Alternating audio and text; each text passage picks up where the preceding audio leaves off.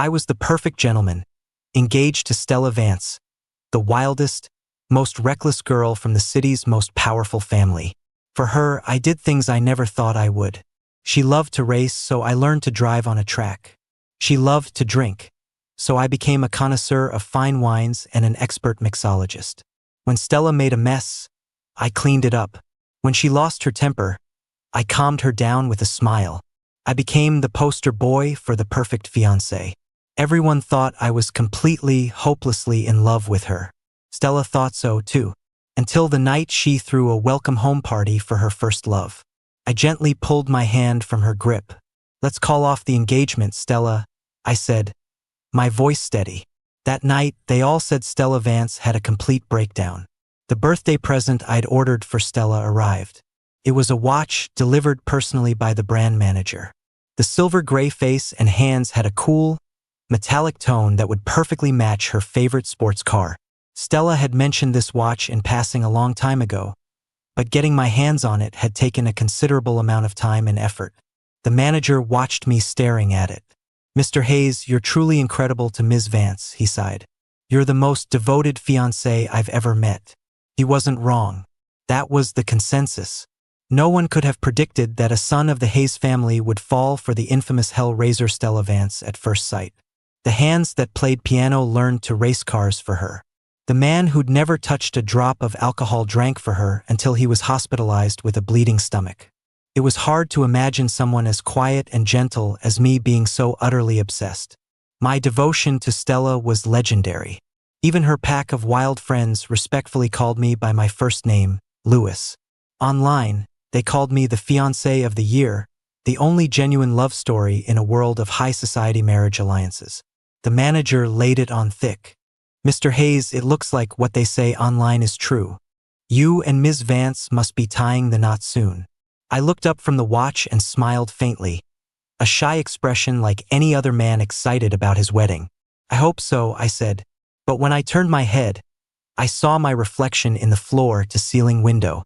I didn't look happy at all. Stella's birthday is tomorrow. Usually, she spends the night before partying with her crew. She never bothers to reply to my texts on nights like these. But just now, I received a video. It was from Stella's phone, but clearly not sent by her. The video looked like it was shot from a booth in a nightclub, loud music pounding in the background. Stella was leaning back on the sofa with her eyes closed, a small mole visible on her neck. A man was nestled against her, and he leaned in to place a light kiss on her lips. Not only did he film it himself, but he also knew her passcode and sent it directly to me. It was like he was staking his claim. He included a short voice message. His voice was clear and bright. "Stella said she's never even kissed you. Is that true? Wanna bet she's never loved you? Of course I believe you. How could I not?" I turned off my phone. I couldn't quite name the feeling in my chest. I knew Stella had a first love, a guy she loved and hated in equal measure. He'd grown up on the Vance family's dime and was friends with everyone in her circle. They all treated him like a younger brother. He went abroad a couple of years ago. I guess he was back now. From the video, it was obvious Stella was throwing him a welcome home party, and throwing in a welcome home kiss for good measure. The manager watched the smile drain from my face, his own expression growing anxious. I pressed my lips together, then forced another smile, a small dimple appearing at the corner of my mouth. "You won't need to deliver any more women's watches here." He looked up, surprised. I started to get ready to leave, shaking my head with a hint of regret. "The engagement is off. It's not needed anymore. I'm done with Stella Vance." I knew where she'd be. It was late, but the nightclub was still buzzing. I spotted their booth. They were still playing drinking games, stacks of shot glasses on the table. Only Alex, Stella's first love, was standing. He must have just lost a round. Stella scoffed. "Alex, you only came crawling back to me because you're broke, right? $1,000 a shot." Alex bit his lip. He took half a shot and started choking, tears streaming from his eyes as the alcohol burned his throat. Stella's expression darkened. She snatched the glass from his hand and changed the rules with a smirk. "Or, take off one piece of clothing. 10,000. Everyone at the table sucked in a breath. Someone warned her, "Stella, you've got Lewis. Don't go too far." No one saw me approaching. Only Alex, who was standing, suddenly looked up and met my eyes. His gaze was a clear challenge.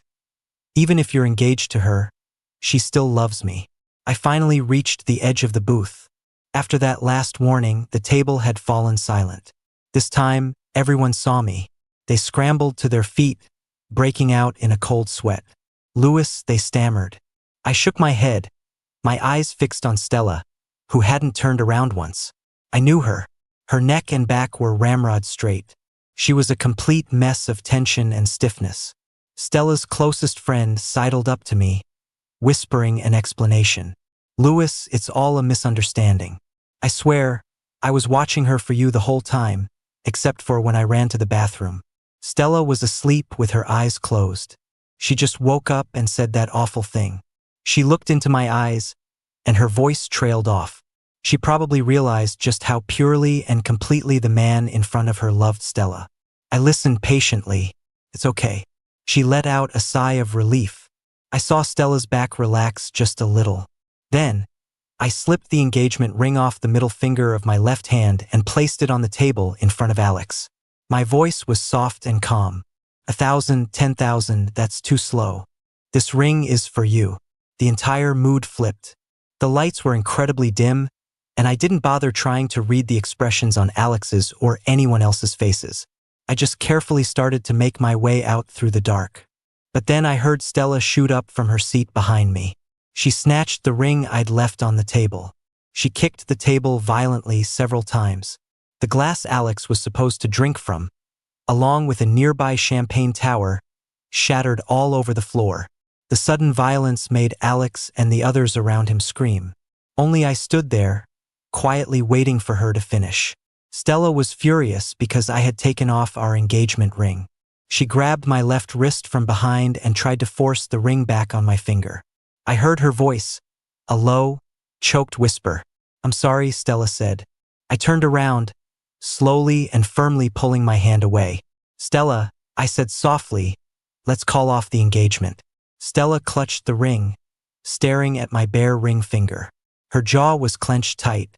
In a low voice, she asked the whole table, "Who called Lewis?" Her tone was calm, like the sea before a hurricane. Stella was a big deal.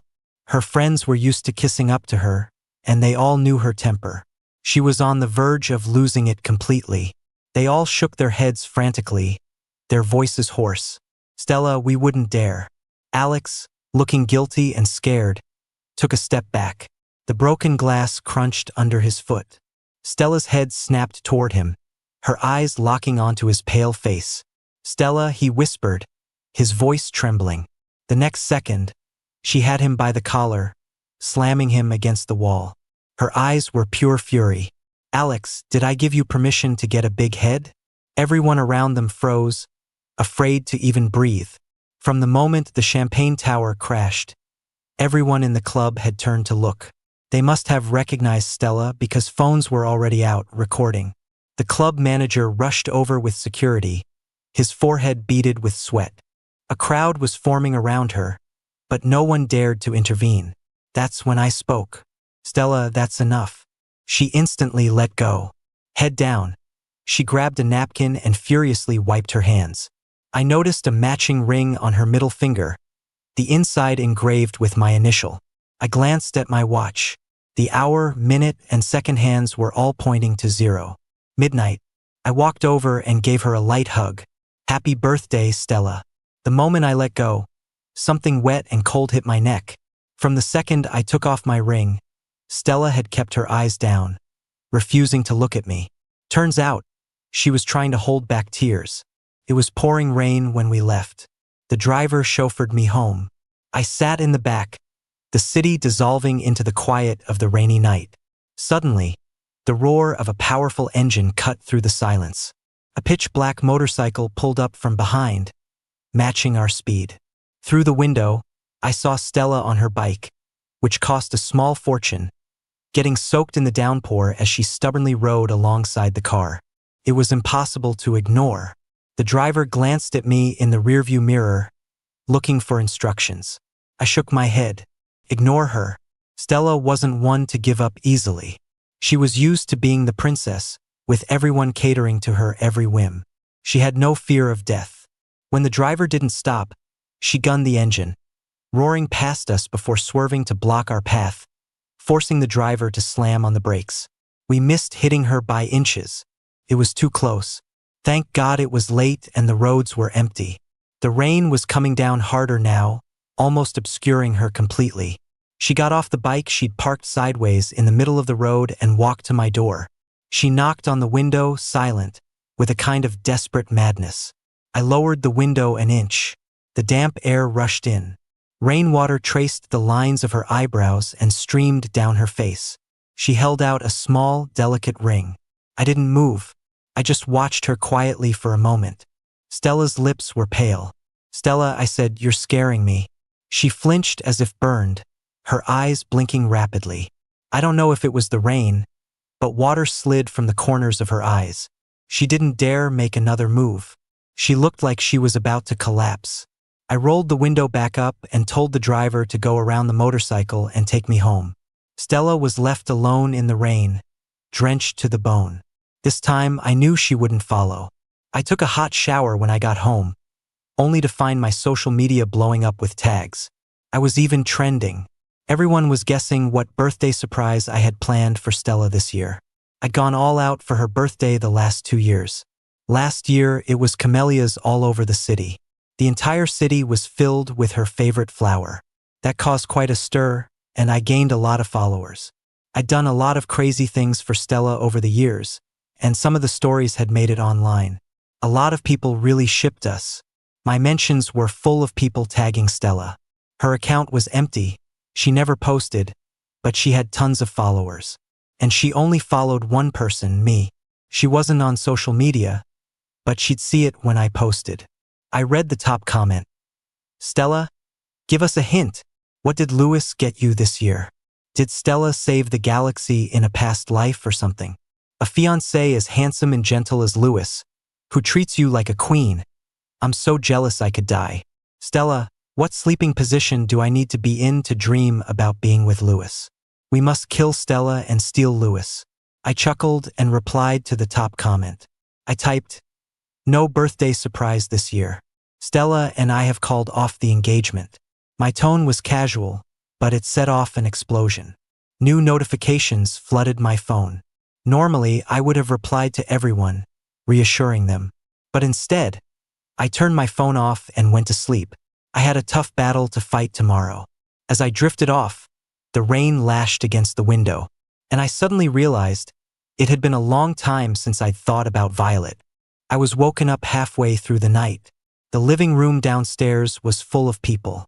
My parents, Stella and her parents, and even Stella's grandmother, a revered matriarch who rarely made public appearances. My dad was eagerly showing her the antique collection on the display wall. Stella wasn't sitting. She was kneeling ramrod straight on the floor. When she heard me coming down the stairs, her eyelashes fluttered. I hadn't slept well, and my face and lips were pale. Everyone looked at me with pity. Stella's mom took my hand. She'd always adored me. Even though the Hayes family was nowhere near as powerful as the Vances, no one ever thought I wasn't good enough for Stella. In my 24 years of life, I had been flawless in every respect. People would only ever whisper that Stella Vance didn't deserve someone as good as Lewis Hayes. Stella's mom looked at me and said, "Lewis, what happened yesterday was just Stella being foolish. She misspoke. She knows she was wrong. She came home and begged us on her knees. Otherwise we and her grandmother would have never been able to show our faces here. That boy Alex has some musical talent. He's a kid we've sponsored for years and he lived with us for a while. But there's nothing between him and Stella. He's like a little brother at most." My dad chimed in with a smile. "That's just Stella's personality. We all know that. It's our Lewis's good fortune that Stella likes him. It's all a misunderstanding. Once it's cleared up, everything will be fine." In a few words, peace was restored. They were even starting to discuss a wedding date. I walked over to Stella. Her gaze was fixed on my white shoes. "Stella," I said, "do sisters kiss their brothers?" I took out my phone, pulled up the video Alex sent of him secretly kissing her, and played it right in front of her. Stella turned her head away, refusing to watch. The mole on her neck trembled with each breath. She must have figured out what happened last night. Her voice was raw as she explained, "I was asleep. My phone password is your birthday. He made all of it up. Alex was brought by someone else. I never intended to see him." I placed the phone on the table where everyone had no choice but to see it. The fragile piece shattered. Stella's mom shot up, grabbed a nearby walking cane, and brought it down hard across her daughter's back, followed by a few vicious kicks. "You disgraceful thing." I took a few steps back. Several people rushed to intervene. Stella didn't fight back, showing none of her usual arrogance. She just grunted in pain, her eyes fixed on me the entire time. Maybe she was starting to realize something wasn't right. I was watching her with the same gentle expression I always had when she raced cars, without a flicker of emotion. A sliver of her suppressed fury broke through. Stella wiped a smear of blood from her lip, her eyes filled with tears. "Louis Hayes, even if we call this off, I'll kill any woman who dares to stand by your side." The rain outside had stopped long ago. I thought to myself, what if that person is already dead? Finally, Stella's grandmother had the last word. Calling off an engagement is not a child's game. Let the two of them cool off for a while. If Louis still feels it's not right after that, then so be it. The moment the Vances left, a cane struck my back, and I collapsed to the floor. My mother was holding it. She tossed out a cold command. "I'm giving you 1 week to play hard to get. After that, you will win Stella back." The pain was so intense I couldn't speak. I curled up on the floor and started to laugh. The cane Stella's mom had grabbed was meant for me. It was always kept right there, next to the antique wall my dad was so proud of. No one knew that behind my perfection was a finely crafted cane. It had been years since I'd been hit because for years, I had done everything perfectly. Even the out-of-character things I did for Stella were all within the bounds of my parents' tacit approval, until I took it upon myself to call off the engagement. The Hayes family had gained far too much since my engagement to the Vances. Honestly, I had expected the engagement to be officially over today. The Vances weren't the type to beg. But I never expected Stella to be so stubborn. None of the house staff dared to help me up. Took a long time before I could slowly push myself up and go back to my room. I opened my laptop. The pain in my back was seeping into my heart. It had been a long time since I'd tried to talk to Violet. Sometimes, I felt like I was starting to forget her. I typed into the chat window, "Violet, are you there?" She had left me a program that would reply to me in her voice. It was a simple program with a limited vocabulary. I suspected she just made it to humor me. I had all its responses memorized by now. But those words weren't enough to get me through this. The program Violet designed automatically replied, "I'm always here. I'm always here. I am your one, your eternal friend from the year you were 17. I was silent for a moment before I sent another message. "Violet, I think I might be falling for someone else." I waited a long time. This time, just before the screen went black, the program finally generated a response. Violet said, "Louis, I've always wanted you to move forward. After treating my own wounds, I found out just how wild Stella had been last night. The exclusive nightclub, a playground for the rich, was shut down overnight. The friend who brought Alex to the club was nearly beaten to death by Stella and was now in the hospital. As for Alex, he had vanished without a trace. The whole social circle was in an uproar, and rumors were even flying online. Everyone was taking my side. I patiently replied to all the texts and calls from people checking in on me. Everyone except Stella. I got a string of calls from the friends who were with Stella last night, their voices trembling as they recounted the entire evening. Stella's best friend was full of regret. "Louis, it was all my fault. I should have kicked that guy out the second he showed up. I only went easy on him because he saved Stella's life once. Stella was really asleep. She had no idea he kissed her. I was only gone for a minute to use the bathroom. If you don't come back, Stella's gonna keep losing her mind."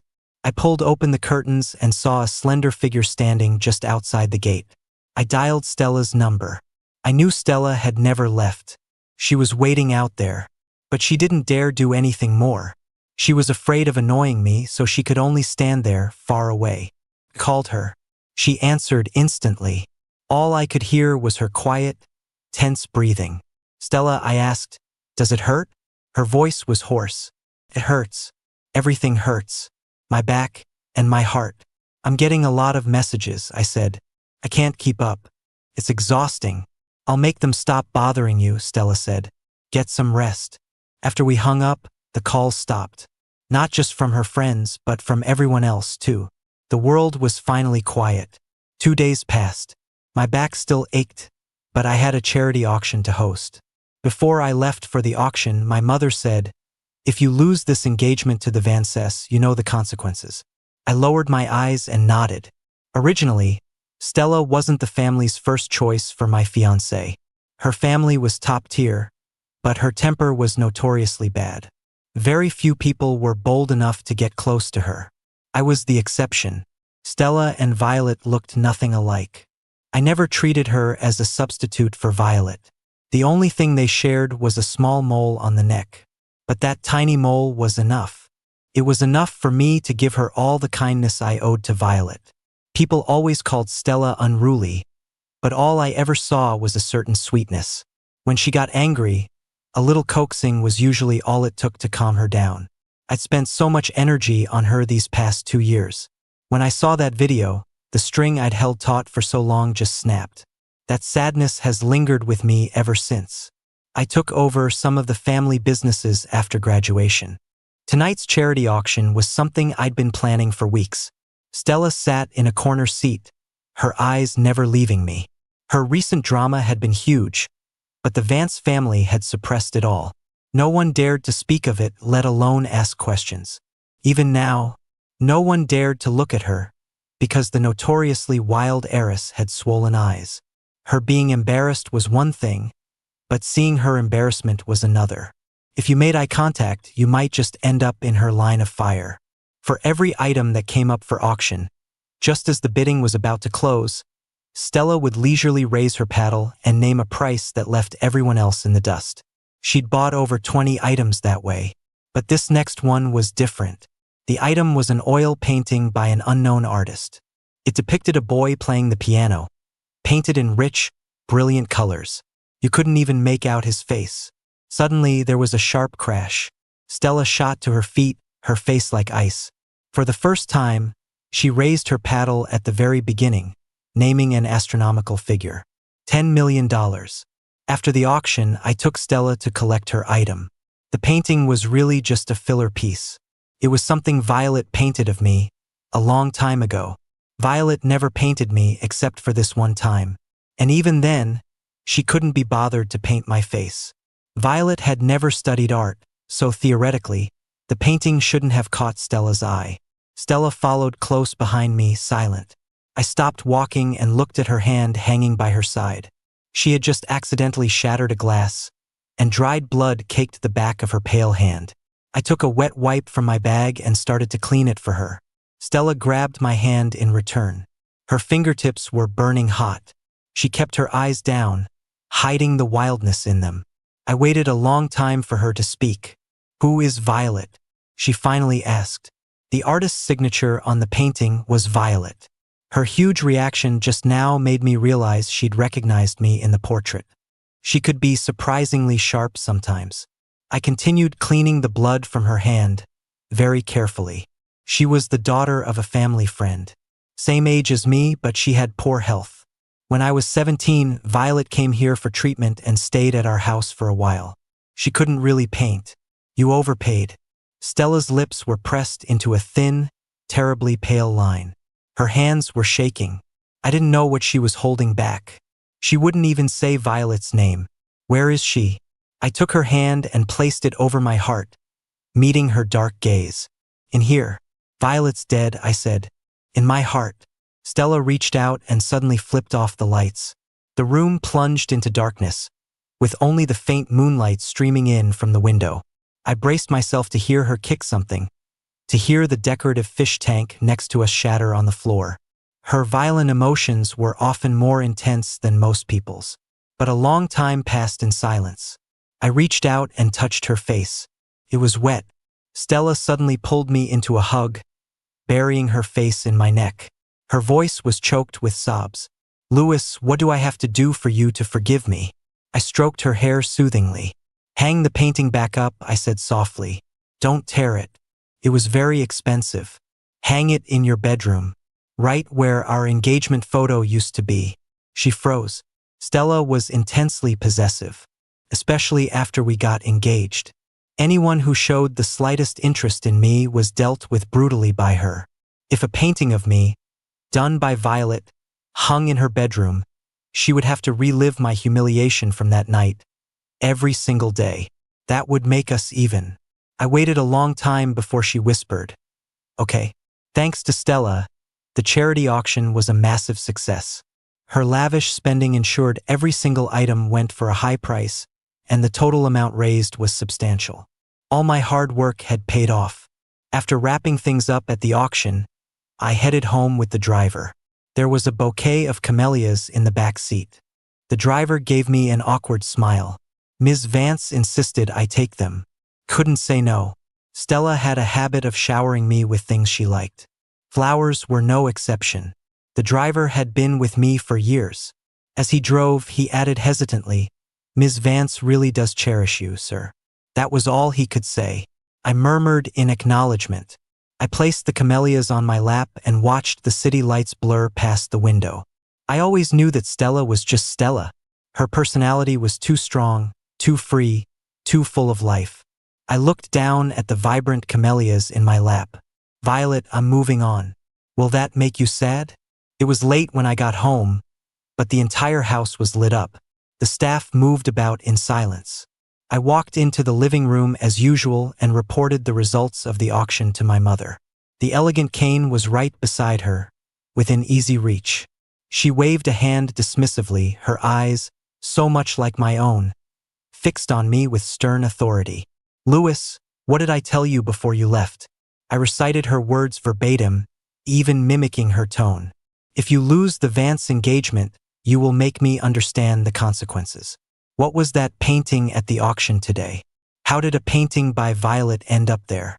I was surprised she even remembered Violet. She shook her head, looking deeply disappointed in me.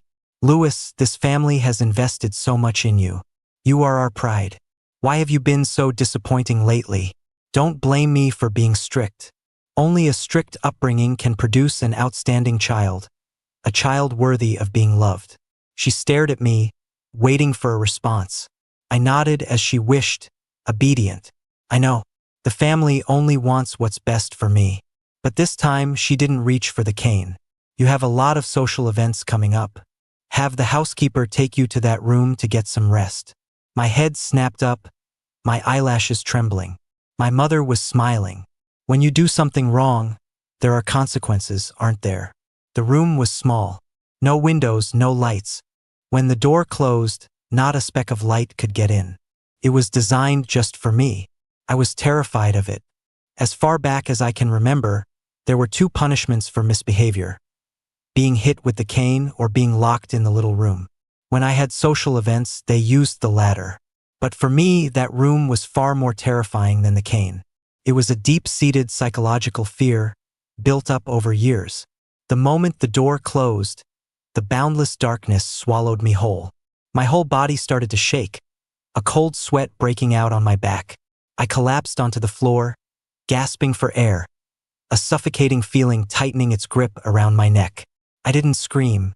No one in this house would open the door for me. Only once, when I was 17, Violet, who was staying with us while she was sick, had followed the sounds of my crying and screaming and opened the door that could only be unlocked from the outside. I pried open my sweat-stung eyes and saw her silhouette against the light. "Louis?" Violet asked quietly, "Do you want to run away with me?" I said yes. She hated her treatments, I hated the house rules. It was a perfect match. But we only made it halfway before she had an attack. That was the attack she never recovered from. She never walked out of that hospital bed again. My mother said Violet's death was the price for my rebellion. She said my only friend died because of my selfishness. After that, I never fought back again. It was a kind of penance. I was always obedient, always living my life on the track they laid out for me. Everyone thought I was gentle and excelled at everything. No one knew I was still trapped in the spring of my 17th year. Pristine Violet lying in the hospital bed, blood pouring from her mouth as she gasped for breath, the little mole on her neck rising and falling. I was never able to let it go, until I met Stella. She was the variable I never accounted for. I could barely breathe, but then I caught the scent of the camellia on my wrist, and for a split second, my mind cleared. I scrambled for my phone and, with all my remaining strength, dialed a number. Connected instantly. I felt my senses slipping away, leaving only the sound of my faint, rapid breaths. "Louis, where are you?" Stella asked. I couldn't answer. I could hear the sound of wind on her end. I lost track of time and space. All I knew was that the call stayed connected, and the door I could never open on my own was kicked open with a loud bang. Stella was standing there, framed by the light. She must have gotten here fast, because I regained consciousness while she was still carrying me toward the front gate. Her personal doctor was running to keep up, and the entire property, inside and out, was swarming with men in black suits. I tugged on her sleeve, my voice as quiet as ever. "Stella, go back." She stopped in her tracks. Her dark eyes stared at me, heavy with a terrifying mix of fury and worry. But just like before, she didn't hesitate. She turned around without a word and carried me back to the living room. I struggled to my feet, but the world spun and I nearly threw up after just a few steps. The whole Hayes family was there. My mother, who had disciplined me for years, my father, who always looked away with feigned sympathy, the helpless staff who could only watch. I picked up the cane from its place by the wall and brought it down hard on the antique display. Glass flew everywhere. Once wasn't enough. I hit it again. I don't know how many times I swung before I came to my senses, surrounded by a sea of wreckage. The cane clattered to the floor, broken in several pieces. They were all backing away in fear, looking at me like I was a madman. Even my mother was speechless. She was wrong back then. I shouldn't have tried to run away with Violet when I was 17. I should have just smashed this whole place to pieces. My voice was still raw. "Fuck, you're a perfect gentleman." A dream has haunted me for years. I'm running down a road, desperately running, clutching a white magnolia that just fell from a branch. I'm so excited to tell my friend how magnolias glow in the moonlight, but then I trip and fall. When I get back to the hospital room, Violet is surrounded by people, and the heart monitor is a flat line. She will never paint the boy at the piano again. She will never open that door for me again. She will never reach out her hand to me again. She asked me to pick her a flower on the spring breeze, but she disappeared forever in the spring, before I could make it back to her. Felt more like a punishment. My mother gripped my shoulder, looking at my stunned face. "Louis, do you see? The consequences of your mistakes might be paid by someone else. Don't make any more mistakes, okay?" For years, I felt like I was always running, yet always imprisoned in that hospital bed. I was healthier than Violet, but I was more like the one with a terminal illness. Guilt had become my disease, a chronic condition with no cure, until I met Stella. She was like a demon king from a fairy tale, with a fiery life force, fearless and unyielding. In my dream this time, I stopped running. I stopped, placed the magnolia on the ground, and said, "Violet, I have to keep moving forward. You be well." It was night when I woke up in a hospital room. Stella had fallen asleep waiting by my bedside, curled into a tiny space. She looked like she hadn't slept in days. Even in her sleep, she held my hand tightly. She wore her engagement ring on her middle finger, and my matching ring was strung on a chain around her neck. I opened up my social media. Stella had, for once, posted something. It was just a photo of her hand holding mine, but there was no ring on my finger. Sharp-eyed followers noticed the corner of the necklace she was wearing. The comment section was filled with people mocking her. "You don't appreciate a great guy when you have him. Now you can cry your eyes out and no one will care. Rich people are something else. Wearing 2 engagement rings all by yourself. Impressive." Stella replied to each one with the same word. "Screw you." Outside, the white magnolias were in bloom, glowing almost luminous in the dark. I was lost in thought, and when I turned back, I saw Stella was awake. She'd been watching me for who knows how long, all the arrogance gone from her eyes. Stella kept her lips pressed together, carefully waiting to see how I would act. I looked at her eyes. They were still swollen. I sighed and got some ice to help with the swelling. I'd heard she'd been wearing sunglasses everywhere the last couple of days. I never imagined she could cry so much. Stella suddenly spoke. "Louis, whatever you want to do next, whoever you want to be, you can really do it." I thought for a moment, does that include calling off the engagement? She paused for a long time. Her voice was hoarse when she finally said, "Yes, but I'll keep loving you. I'll keep following you. No one else can be with you, not even in your heart." I nodded. She reached out and laced her fingers through mine. I didn't pull away. I will be myself, just as Violet wanted, and keep moving forward, no longer trapped in the spring of my 17th year. The gears of fate clicked into place. The white magnolias swayed in the spring night. For me and Stella, there were countless springs to come.